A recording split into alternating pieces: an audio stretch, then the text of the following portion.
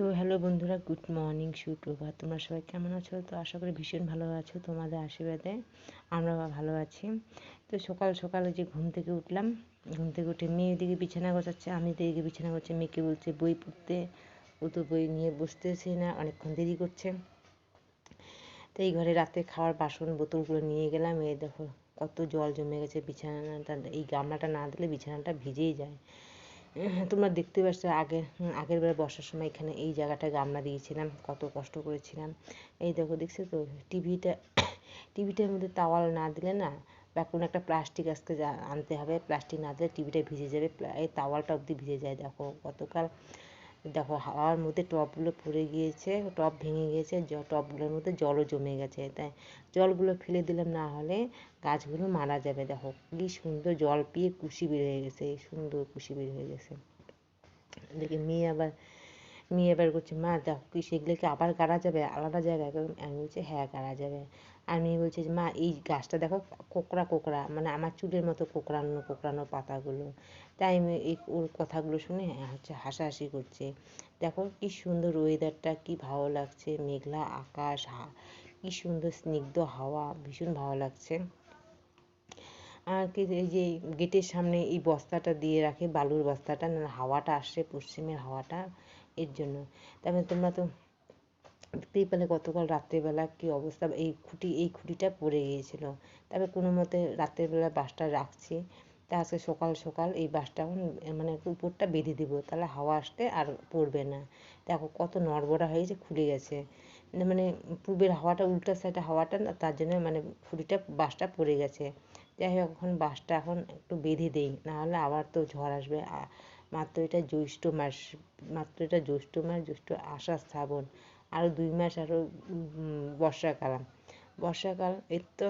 তাই এটা বেঁধে দিচ্ছি। আর মেয়ে দেখো, মেয়ে যে মোবাইলটা ধরেছে, কেমন করে ধরছে, একটু কাঁপাকাঁপি হয়েছে, মনে কিছু নেই। বাড়িতে তো মা আর মেয়ে থাকে। যাই হোক, এদিকে যে গেটের বাসটা বেঁধে দিলাম। এই দেখো স্টোর রুমে, মানে এখানে বালি আছে, ঘরের কাজ এখনও কমপ্লিট হয়নি। এখানে বালি আছে, পাথর আছে, বাঁশ আছে, প্লাস্টিক আছে, আর যত তোমার দাদার ভাইয়ের বাইকটা এখানে আছে, আর টাইলসগুলো এখানে আছে। এখনও আর কাজগুলো করা নাই। ওই যেখানে বইয়ের উপরে গামলাটা রেখে দিলাম, এই ঘরটা একটু ঝাড় দিয়ে দিচ্ছি। গতকাল এই ঘরটাকে ভিজে গিয়েছিল, তাই ঘর দুপুর সব কিছু ঝাড়া মোছা সব কিছু শেষ। আর সব কিছু ঝাড়া মোছা শেষ। বর্ষার সময় জানো তো কত কাজ পড়ে থাকে। আর বর্ষার সময় মানুষের বলে কাজ থাকে না, আমার বর্ষার সময় কাজ আরও বেশি। ঘরের মধ্যে যে কত যে কাজ। আর কি এদিকে যে স্নান, এদিকে নাইটিটা ধুয়ে দিলাম। নাইটিটা গতকালের নাইটিটা ধোয়ার সময় পাইনি। যাই হোক, নাইটিটা এখানে ধুয়ে দিলাম। এই সদর দরজায় গেটের মধ্যে জল ঠল দিয়ে দিচ্ছি। জল দিয়ে তো এখন যে মোছামুছি করবো। বর্ষার সময় কত যে মোছামুছি, আর চিকাগুলোর যে উৎপাত রে বাপরে বাবা। আমরা নিচে তাই, যাই হোক খাওয়া দাওয়া করি এখন এই ঘরে। মেয়ে আবার মাঝে মাঝে গরম পড়লে মেয়ে নিচে শোয়, তাই ঘরটা কয়বার যে দিনে মুছতে লাগে। এই যে এখন স্নান করা হয়ে গেল, এখন দিয়ে দিলাম পূজা, বৃহস্পতিবার বলে কথা, তাই না? তো কবে যে পুজো দেওয়া আমার কমপ্লিট হয়ে গেল। আজকে আর মেয়ে দিতে চাইছিল, মেয়েকে বললাম যে না আজকে দিতে লাগবে না বাবা, আমি দিয়ে দিই। তখন বৃহস্পতিবার বাদে বা অন্যদিন পুজো দিও। আর মাঝে মাঝে মেয়ে পুজো দেয় শরীর খারাপ থাকলে।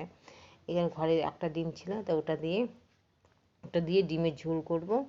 আর কি আলু, আর একটু রাত্রেবেলা একটু কচুর সবজি ছিল, তো যাই হোক ডিমের ঝোল, কচুর সবজি, আর আলুর যে মাখা মাখা তরকারিটা থাকে, ওটা মেয়ে ভীষণ ভালোবাসে, ওটা দিয়ে মেয়ে সকালের খাওয়ার হয়ে যাবে।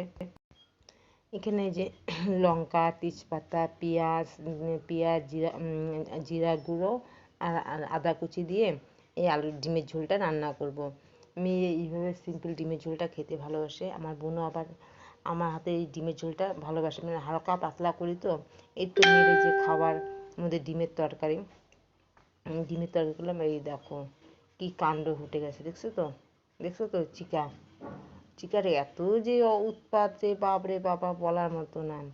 আজকে একটা মারতে পারছে কতদিন পর, এত উৎপাত করে।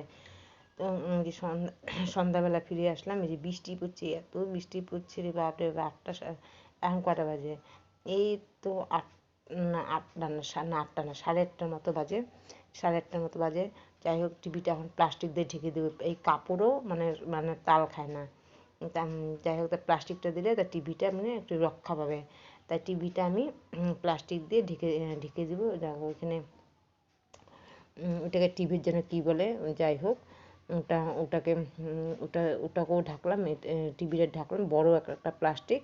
যাই হোক, তাহলে আর কোনো ক্ষতি হবে না। উপরে তাওয়ালটা দিয়ে দেবো, ভারী থাকবে, সাপোর্ট থাকবে। আর কি, এত যে বৃষ্টি পড়ছে বাপরে বাবা, কারেন্ট চলে গেলো। এই তো কারেন্ট চলে গেল। মেয়ে ওদিকে যে ঘরে তো মোমবাতি কেরোসিন তেল নাই, তাই মোবাইলে লাইট দিয়ে বই পড়ছে। ওদিকে যে একটা টর্চ আছে, মেয়ে আবার এই টর্চ ছাড়ে না, সব কিছু নষ্ট করবে, এই টর্চটা ও যত্নে রেখে দেয়, কারণ টর্চটা ওর সাহারা। এই যে যাই হোক, একটু মোবাইল দিয়ে বই পড়ছে। পর বিকাল হলেই আমি 100% মোবাইলে চার্জ করে রাখি, আর তো চিন্তা থাকে না।